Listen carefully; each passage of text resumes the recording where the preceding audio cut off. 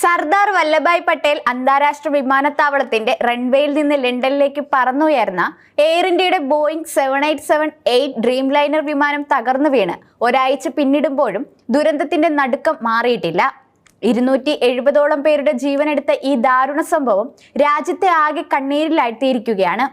Take ഓഫിന് തൊട്ടു പിന്നാലെ നിയന്ത്രണം വിട്ട അഹമ്മദാബാദ് അന്താരാഷ്ട്ര വിമാനത്താവളത്തിന് സമീപമുള്ള BJ മെഡിക്കൽ കോളേജിന്റെ ഹോസ്റ്റൽ കെട്ടിടത്തിലേക്ക് വിമാനം ഇടിച്ചിറങ്ങുകയായിരുന്നു.